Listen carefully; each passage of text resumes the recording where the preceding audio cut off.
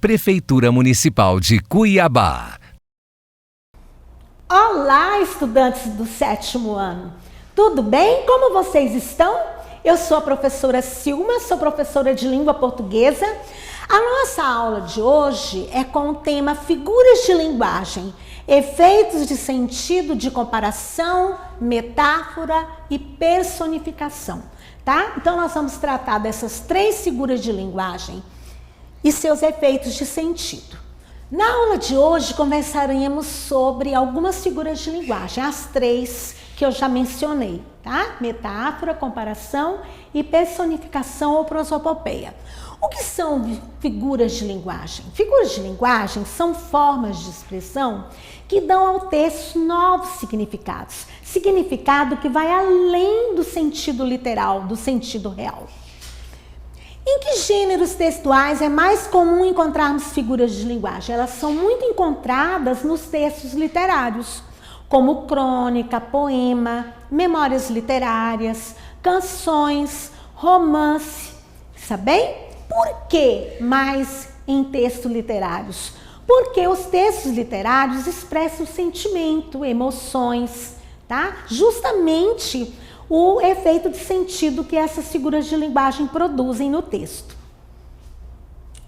Bom, vamos comentar um pouco sobre as figuras de linguagem que nós trataremos hoje, tá? Nós vamos falar de 3, mas na verdade apenas 2 estão presentes no poema que nós vamos ler, tá? Quando eu falo de metáfora, eu gosto de falar de comparação também, porque elas são muito parecidas e os estudantes costumam confundi-las, está bem? Metáfora, uma comparação implícita, sem conjunção ou locução comparativa e sem característica, adjetivo. Então, o que quer dizer isso? Uma comparação implícita quer dizer uma comparação que não está evidente, tá? Então, vocês sabem que numa comparação sempre há 2 termos, 2 elementos sendo comparados por meio de uma característica. E sempre aparece uma conjunção comparativa.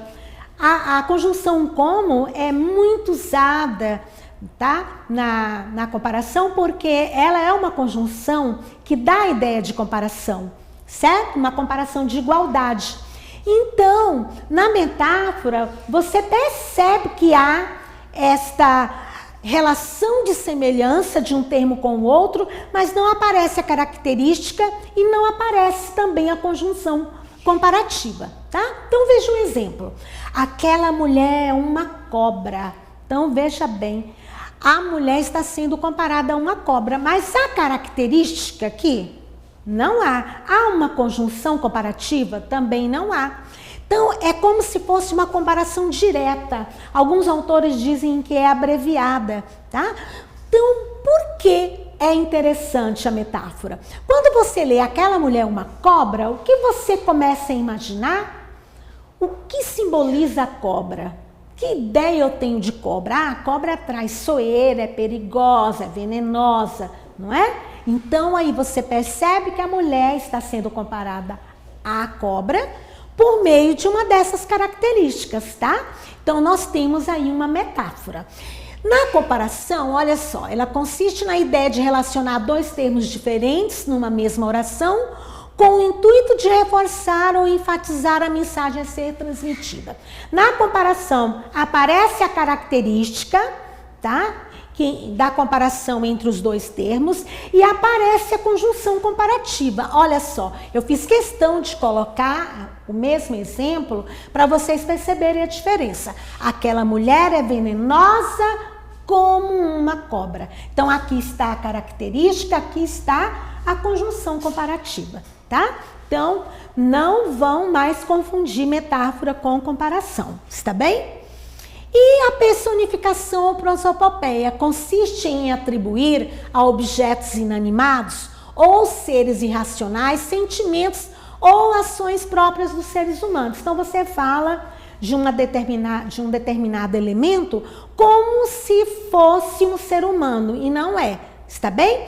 E personificação ou prosopopeia, porque alguns autores chamam de personificação, outros chamam de prosopopeia, outros usam os 2 nomes, tá? Eu preferi trazer os 2 nomes para que vocês saibam que são a mesma coisa.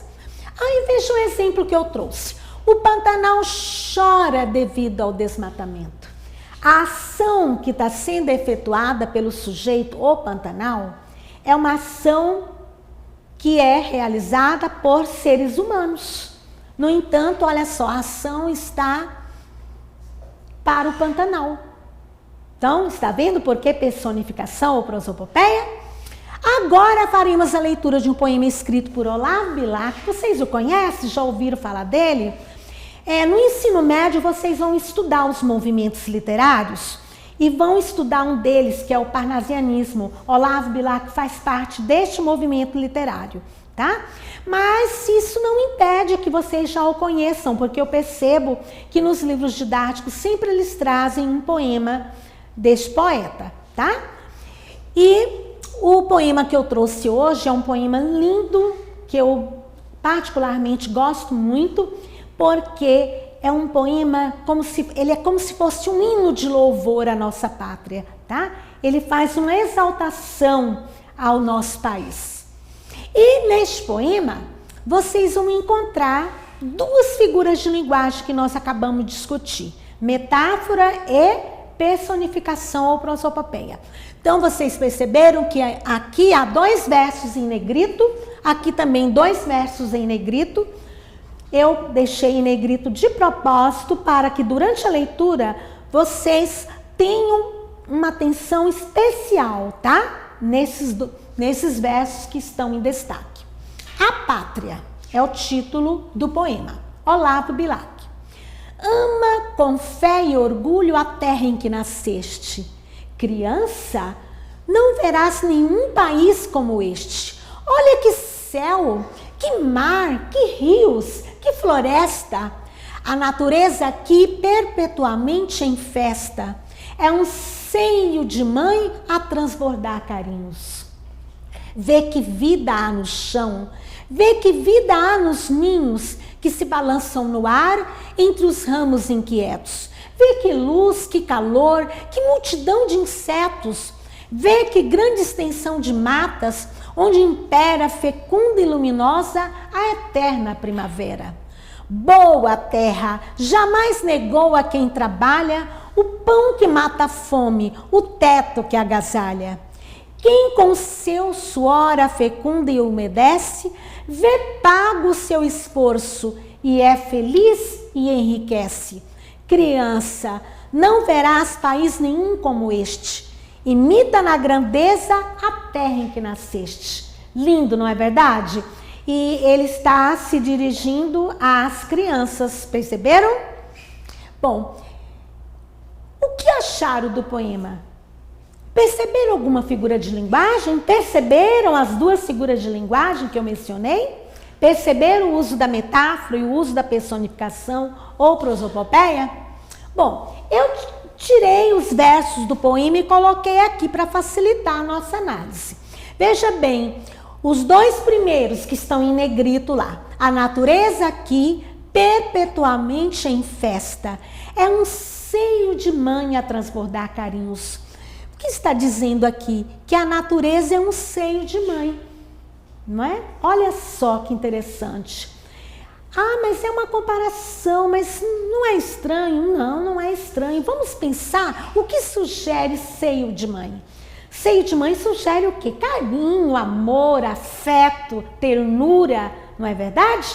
Então, essas mesmas características estão sendo atribuídas à natureza, tá? Então, elas estão implícitas. E nós sabemos, veja bem, o texto dá pistas, porque nós vamos imaginar o que simboliza o seio de mãe. E aí nós conseguimos entender, tá? O que o autor está querendo dizer. Na outra, então nós temos aqui, eu não disse, mas vocês já devem estar pensando aí que é uma metáfora.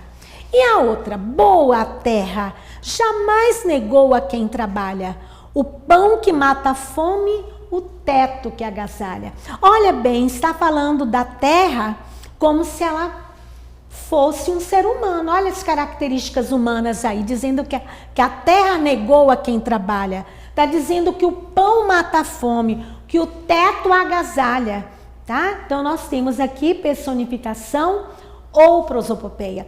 Olha só, pessoal, que maneira linda de dizer, tá? Então veja bem o que eu coloquei aqui. Observe os efeitos de uso dessas figuras no poema. Que diferença haveria se o poeta dissesse apenas que a natureza é boa? Olha, então, no lugar de dizer que a natureza aqui perpetuamente em festa é um seio de mãe a transportar carinhos. Se dissesse apenas que a natureza é boa, teria o mesmo efeito de sentido? Teria sentimento, emoção? Não teria nada disso, não é verdade? E se ao invés de dizer que a natureza que a terra oferece comida, no lugar, né, de dizer que a terra oferece comida e lugar para morar, já pensou? Se você substituísse, né, isso aí por este verso que está aqui: boa terra, jamais negou a quem trabalha, o pão que mata a fome, o teto que agasalha. Olha a beleza poética que está aí, né? Se fosse apenas dizendo assim, a terra oferece comida e lugar para morar, não teria o mesmo efeito de sentido, não é verdade? Alguém conhece um poema do Olavo Bilac que se chama Ora Direis Ouvir Estrelas? Então, eu coloquei uma imagem dele aqui com um trechinho desse poema. Vocês podem depois pesquisar para conhecer este poema também. Olha só que lindo. Amai para entendê-las, pois só quem ama tem ouvidos, capaz de ouvir e de entender estrelas. Agora é a sua vez. O que eu quero dizer com isso? Que há uma atividade para vocês fazerem, tá?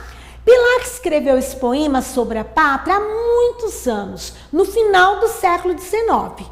Como vocês falariam de nossa pátria hoje em versos? Pensem aí, tá? Vocês podem focar em alguma coisa, em rios, né? Vocês podem focar na natureza, né? De modo geral. Vocês podem pensar em uma cidade, tá? Em um local, um lugar lá no seu bairro, tá? E vão escrever sobre ele. Crie uma estrofe sobre a pátria, usando uma figura de linguagem. Então, vocês vão escolher uma das duas figuras de linguagem que nós identificamos no poema de Olavo Bilac, tá? Podem utilizar uma metáfora ou uma personificação ou prosopopeia, tá? Então, escolham a figura de que mais gostaram e escrevam sobre o nosso país, pensando no efeito de sentido que se quer obter com o seu uso. Está bem?